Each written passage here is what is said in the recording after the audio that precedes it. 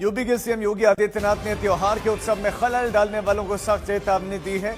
योगी ने कहा कि त्योहार शांतिपूर्ण और सौहार्दपूर्ण तरीके से मनाया जाना चाहिए। अगर किसी ने भी इसमें व्यवधान पैदा किया तो जेल की सलाखें उसका इंतजार कर रहे हैं। उत्साह और उमंग के त्योहार में किसी ने रंग में भंग डालने का काम किया, किसी ने व्यवधान डालने का काम किया तो जेल की सलाखें उसका इंतजार कर रही होंगी।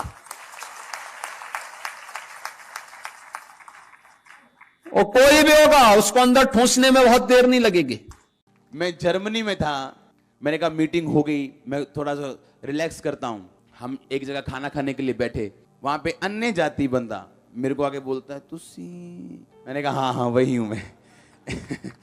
साथ ही में यूट्यूब निकाल लेते लोग। कई बार तो मैं जा रहा होता तो लोग मेरे को देख के यूट्यूब सर्च करना शुरू कर देते हैं, वही ये देख ले एक बार।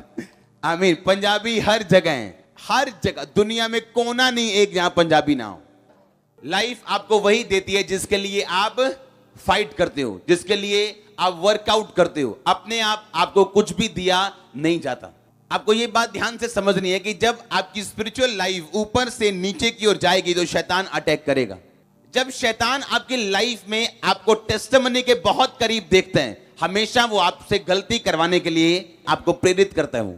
फूल लगे होने का मतलब यह है कि फल आना अब बहुत ज्यादा दूर नहीं है, क्योंकि फूल जो लग चुके हैं, अब फल आना है। तो छोटी लोमड़ियों को पकड़, दाग की बारी से उन्हें बाहर कर, क्योंकि आप ये बात जानते हैं कि आपकी टेस्टिमनी को, आपकी ब्लेसिंग को कोई रोक नहीं सकता अगर आप उस पर काम करें तो। बाइबल कहती है जाओ और धरती में जाके पूरी धरती में सुसमाचार सुनाओ और चेले बनाओ। आप जानते हैं ये वचन लेके जब पौलुस चला तो लिखा जब वो एशिया जाने लगा वचन सुनाने के लिए, तो पवित्र आत्मा ने उसे एशिया में जाने से मना कर दिया। जबकि बाइबल क्या कहती है, पूरी दुनिया में जाओ और क्या करो, सुसमाचार सुनाओ। ये सबको कहा कि मैं सुसमाचार प्रचार करूं, ठीक है, जब तक मुझे आवाज नहीं आती, जहां मेरा दिल करेगा मैं जाऊंगा, लेकिन जब पवित्र आत्मा मुझे रोकेगा यहां नहीं जाना वहां नहीं जाना, तो वहां भी मैं जाऊंगा। तो अगर आप चेक करो, सबसे ज्यादा मिरेकल पौलुस की सेवकाई में हुए, सबसे अधिक कलीसियाएं पौलुस की सेवकाई में स्थापित हुई, सबसे ज्यादा पत्रियां पौलुस ने लिखी, सबसे ज्यादा गैर भाषाओं में पौलुस बोलता था। अब यरूशलेम से यरीहो जाएंगे तो अटैक होगा।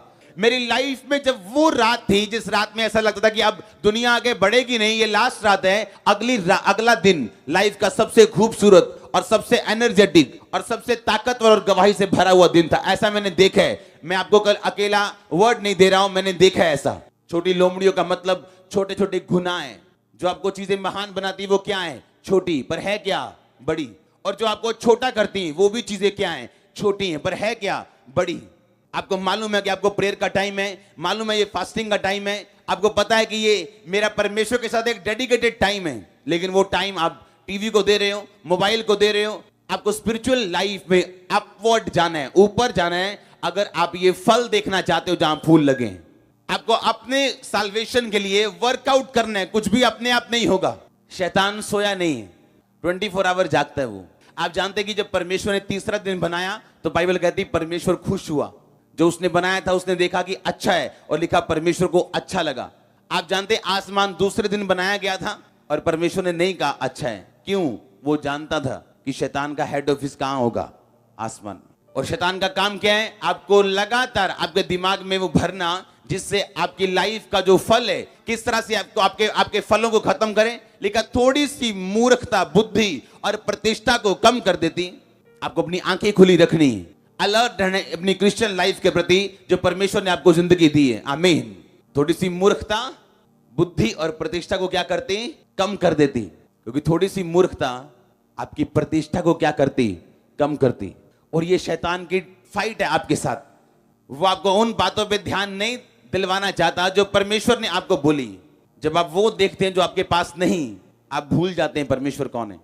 जो प्रभु ने आपको दिए हैं उन्हीं बातों पे कंसंट्रेट करो। जो नहीं मिला वो भी मिलेगा आपको। अगर उसने आपको नहीं देना तो किसको देना है, जिसके लिए उसने अपना लहू बहाया।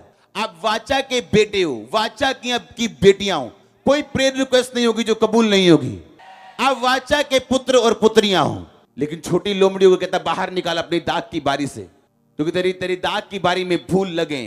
तेरी दाग की बारी जो है वो फल देने वाली हो चुकी, उसमें रिजल्ट आने वाला है। अपनी मेहनत को व्यर्थ मत होने दे। इसलिए पौलुस ने कहा मैं नहीं चाहता कि तुम्हारी मेहनत जो मैंने तुमके ऊपर की है वो मेहनत वो व्यर्थ हो। इसका मतलब मेहनतें व्यर्थ होती हैं जब एक बंदा अपनी क्रिश्चियन लाइफ को सीरियसली नहीं लेता। तो आज मेरी प्रार्थना है यीशु मसीह के नाम में आपकी स्पिरिचुअल लाइफ अपवर्ड जाए। आप तैयार हैं ऊपर की लाइफ जीने के लिए? तो आपने सोचना है कितनी प्रेयर लाइफ थी मेरी और अब कितनी, कितनी फास्टिंग थी मेरी और अब कितनी, मेरी पवित्रता का लेवल पहले क्या था और अब क्या है। क्योंकि जैसे ही आपकी लाइफ ऊपर की ओर जाएगी, बाइबल कहती मेरे राज्य में, मेरे मार्ग में तुझे उत्तम पदार्थ मिलेंगे। मेरा मार्ग संकरा मार्ग है, तंग मार्ग है, जो आगे जाके खुला होता है लेकिन पीछे तंग है। दूसरे मार्ग पहले खुले हैं लेकिन बाद में तंग हैं। पहले कोई मनाही नहीं, जो मर्जी करो, जो मर्जी खाओ, जो मर्जी पियो, लेकिन बाद में तंग है। मेरा मार्ग पहले तंग है कि ये नहीं करना, वो नहीं करना, वहां नहीं जाना, वहां नहीं जाना, पर बाद में क्या है? खुला है। आपने मार्ग चूज करना है। आमीन। अपनी लाइफ को बिल्ड करने की जिम्मेवारी आपकी अपनी है, परमेश्वर की नहीं। उसने आपको स्ट्रक्चर दिया है, एक ढांचा दिया है, उस ढांचे में आपने घुसना है और सब कुछ उस ढांचे में है। एक कलीसिया होने के नाते आपका काम है वचन में बढ़ना, परमेश्वर की नॉलेज में बढ़ना, अज्ञानता में ना रहना। क्योंकि बाइबल में कहीं नहीं लिखा शैतान की वजह से लोग नाश हुए।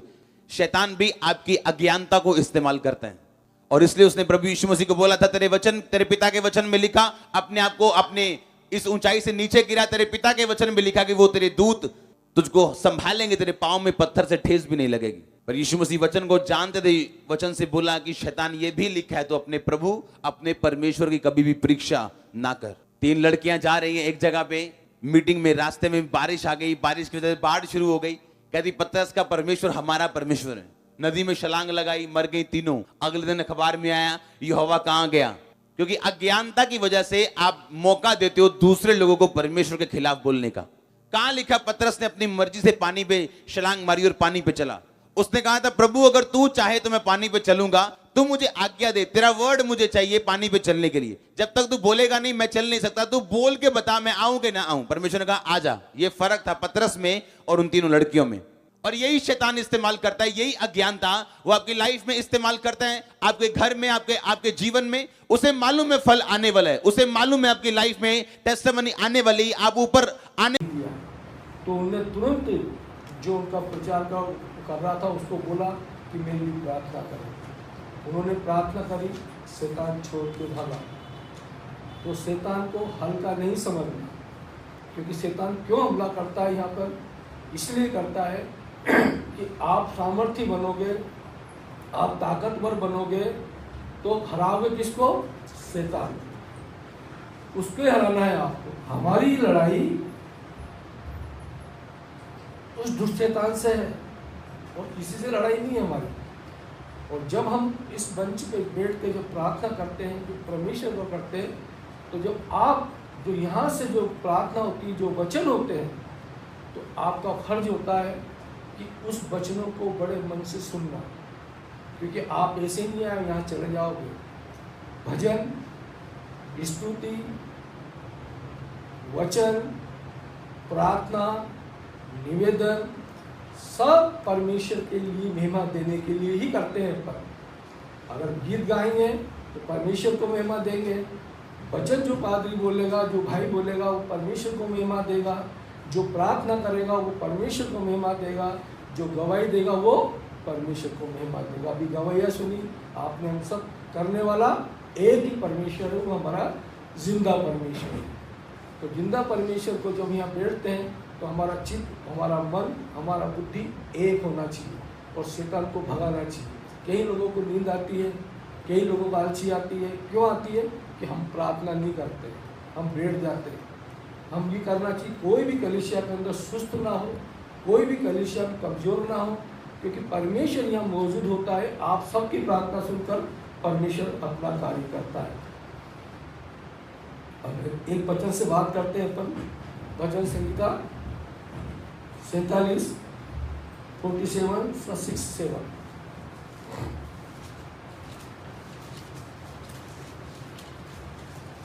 परमेश्वर का भजन गाओ, भजन गाओ, हमारे महाराजा का भजन गाओ, क्योंकि परमेश्वर सारी पृथ्वी का महाराजा है।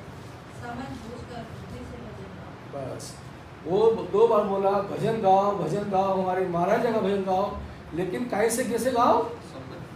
समझ बूझ के। जब भजन वाला यहाँ भजन गाता है तो ये जो स्टेज है यहाँ पर कोई अगर अपनी महिमा करे तो वो गलत करता है। यहाँ जो भजनकार भजन गाते हैं वो मुगध होकर भजन गाते हैं, सूझबूझ से गाते हैं, ताकि जब वो भजन गाता है तो जो हमारे कानों में भजन जाता है वो भी एक तरह की प्रार्थना, एक तरह की स्तुति है। क्योंकि भजन का जो शब्द होता है हमारे कानों में जाने के बाद में हमें बहुत कुछ राहत देता है। कहते हैं कि भजन गाया तो मैं रो दिया। भजन गाने के बाद पवित्र आत्मा का अभिषेक होता है, पवित्र आत्मा उतरता है। अगर आप भजन ध्यान से नहीं सुनोगे, इसलिए परमेश्वर ने यह भी कहा है कि भजन गाने वाला सूझबूझ के साथ उस भजन को गाए।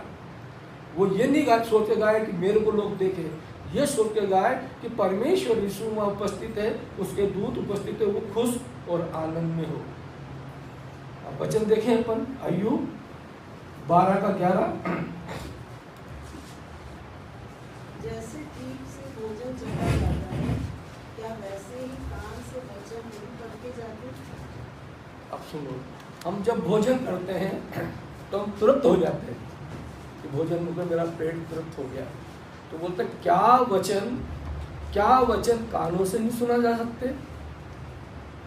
जो परमेश्वर ने जो किया है, जो वचन सुनाए जाते हैं, क्या आप कानों से क्यों नहीं सुन सकते? उसको क्यों नहीं भोजन दे सकते हैं? ये बात कौन बोल रहा है? अय्यूब। क्यों बोल रहा है? कि वचन को कान से सुनकर हमारी अंदर जाता है, बुद्धि में जाता है, बुद्धि विकास होती है, और विकास होने से बुद्धि आती है, समझ आती है। इसलिए वचन को बराबर ध्यान से सुनना अपने को चाहिए। और वहाँ लिखा है परखना। जो वचन यहाँ से सुनाए जा रहे हैं वो व्यक्ति परमेश्वर के बारे में बोल रहा नहीं बोल रहा, वो व्यक्ति दूसरे के बारे में बता तो नहीं रहा है, वो व्यक्ति अपनी तो महिमा नहीं कर रहा है। परखना आपका काम है, क्योंकि आपको परखने के लिए खड़ा किया है कि परमेश्वर को वचन को बांटने वाला कितना ईमानदार है, परमेश्वर को वचन को बांटने वाला कितना बुद्धि में रहकर वचन बांट रहा है, कितना बांट रहा। तो आप उसको समझेंगे, लेकिन समझेंगे कब? जब उस बाइबल को आप खोल कर घर पढ़ते हो। अगर बाइबल को खोल के आप नहीं पढ़ते हो या यहाँ पर वचन को नहीं समझते हो तो फिर वो आपके लिए काला भेष बराबर है। पास्टर बोले या कोई भी बोले, आपको सिर्फ यहाँ भरना पड़ेगा, क्योंकि यहाँ पर खड़ा रहने वाला चाहे वो 10 साल का हो चाहे 100 साल का हो, जो भी खड़ा था आप उसकी बात को मानते हो। वो बोलता है हाथ खड़ा करो कुर्सी, तो आप हाथ खड़े करते हो। वो बोलता है कि ये बात बोलो तो आप खड़े करते हो, क्योंकि उसकी आज्ञा मानते हो। क्योंकि इसलिए मानते हो क्योंकि परमेश्वर का दूत होकर इस सच्चाई मन पे खड़ा है, तो वो जो भी बात बोलते हैं अपन मानते हैं। इसलिए वचन को भी जिस प्रकार पेट खाकर रोटी खाकर तृप्त होते हैं, ऐसे ही वचनों को सुनकर भी तृप्त करो। वो हमारे अंदर कई चीज़ें को मिटा देता है, कहीं मिटा। अगर आप ध्यान करेंगे, आप विश्वास करेंगे, आप उस पर रमन करेंगे। जब लाजर को जिंदा करा था यीशु मसीह ने, 4 दिन के मरे को लाजर को कितने सेकंड लगे थे? ज़्यादा से ज़्यादा 30 सेकंड लगा होगा कि हे पिता मेरी सुनता हूँ, लाजर बाहर आ। इतने बाद में उस लाजर की जो 4 दिन से हड्डियाँ सब गायब हो गई होगी, कीड़े पड़ गए होंगे, सब कुछ हो गया था, लेकिन उनकी आवाज़ सुनकर वो हड्डियाँ कैसे बन गई, किस प्रकार लाजर खड़ा हो गया और बाहर निकल आया। तो आप उस महान परमेश्वर को जिसने आकाश पृथ्वी बनाया, आप धन्य हो। क्योंकि लोग भटक रहे हैं, ज्ञान शांति के लिए भटक रहे हैं, लेकिन आपके पास यहाँ बैठे बैठे उस परमेश्वर के वचन को सुनने के लिए, सामर्थ बनाने के लिए कई योद्धाओं को परमेश्वर खड़ा करता है। तो वो उसको आवाज़ दिए। जब आपके अंदर भी जब हम प्रार्थना करते हैं कि इसका ऐसा हो जाए यीशु के नाम से, तो वहाँ पर भी आपकी वाणी के अंदर, हमारी वाणी में ताकत आती है। जब प्रार्थना करते हैं इसके पेट में ये है तो ऐसा हो जाए, उसी टाइम होता। क्यों होता है? हमारी वाणी शुद्ध हो जाती है। हमारी वाणी को अगर शुद्ध नहीं होगा, यीशु मसीह ने कोई बड़ी बात नहीं की, प्रभु तो मेरी शुद्धता है, तो हमारी वाणी को हम शुद्ध करें। और शुद्ध होगी वचन सुनने से, शुद्ध होगी कि परखने वाली बात सुनकर घर जाकर सोचो कि इस व्यक्ति ने, इस पास्टर ने इस वचन को क्या बोला, कोई गलत तो नहीं बोल रहा। ये परखना बहुत जरूरी है, परखना बहुत जरूरी है। क्योंकि इस सच्चाई मंच पर जिसने भी अपनी महिमा करी तो उसको जीवन नष्ट होना पड़ेगा, क्योंकि परमेश्वर कहता है कि पवित्र आत्मा की कभी भी वो निंदा नहीं सुन सकता है। इसलिए हमारी सच्ची लड़ाई तो ये है, उस दुष्ट शैतान को हराना है। हमारे घर के अंदर अशांति फैला देता है तो हम बोलते हैं ये क्या हो गया, लेकिन उधर नजर नहीं जाती है हमारी, तो उस शैतान ने हमारे घर के अंदर अशांति फैलाई, उसको हमें मारना है। हम बार बार इधर भगते हैं उधर भगते हैं, लेकिन उस शैतान को हराने की बात नहीं करते, जबकि आपके पास हथियार पड़ा हुआ है। बाइबल को बार बार मेरे मुख से निकलता है, बाइबल को उठाना बहुत कठिन है, लेकिन बाइबल को पढ़ना बहुत सरल है। जब बाइबल उड़ जाएगी तो शैतान भी भागेगा, लेकिन आपको ही करना पड़ेगा कि मेरे घर में अशांति क्यों हो रही है। ये बड़ी फैमिली के अंदर ये बातें होती, लेकिन क्या करें, एक आदमी क्या कर सकता है। फैमिली सामूहिक होकर परमात्मा को जानेगी तो वह परमेश्वर उसमें शांति करेगा। परमेश्वर ने ये सुंदर जीवन दिया हमको, इस जीवन को नष्ट करने के लिए नहीं दिया है। हमें कोई अधिकार नहीं है उस दुष्ट शैतान से हराने का अधिकार है। हमको जब शैतान हमारे घरों में, हमारे मन में, हमारे में डिप्रेशन की आत्मा लाके आदमी उनके मन में डालता है, तू आत्महत्या कर ले, तू मर जा, और ये बात सबके आती है, लेकिन हमें अधिकार नहीं है। हमें वो अधिकार नहीं है कि हमारे शरीर को कर दे। इसीलिए परमेश्वर के वचन को सुनना और बहुत जरूरी है। प्रार्थना हराने की हमें शिक्षा देता है। संतोष ऐसा धन है जो हमें दुखों में भी सुख देता है, और शैतान को भी उससे डरता है। जब हमारे जीवन में संतोष रहता है तो हमें दुखों के अंदर भी सुख मिलता है। इसलिए मिलता है कि हमें बारे में आज नहीं, मेरा प्रभु कल सुन लेगा। और इस संतोष के कारण शैतान भी डर जाता है कि इसके अंदर इतना तकलीफ आने के बाद भी इसके अंदर संतोष भरा हुआ है, ये तिलमिला नहीं रहा है, डगमगा नहीं रहा है, तो शैतान भी डर कर भागता है। तो परमेश्वर यीशु ने बोला कि धैर्य और संतोष ऐसा धन है कि तू उससे तो अपनी मृत्यु को भी बचा लेगा। प्रार्थना का फल उत्तम है, इसलिए अंदर उत्तम विचार रखना चाहिए। प्रार्थना जो भी कर रहे हो आपकी सुनी जाएगी, लेकिन उसका फल उत्तम है और उत्तम विचार होना चाहिए, और ये विश्वास करना चाहिए कि प्रभु के यीशु के लिए कुछ भी काम संभव नहीं है। उसकी प्रार्थना जब आप करते हो, बराबर प्रार्थना वहाँ लिखी जाती है, उनके चरणों में रहती है, लेकिन वो समय का स्वामी है। कई प्रार्थना ऐसी होती है कि जो हमें रोज करना चाहिए, और कई प्रार्थना ऐसी होती है कि एक बार प्रार्थना करने के बाद में सिर्फ परमेश्वर को धन्यवाद देना चाहिए बड़ी आशा भरी से कि ये मेरी प्रार्थना परमेश्वर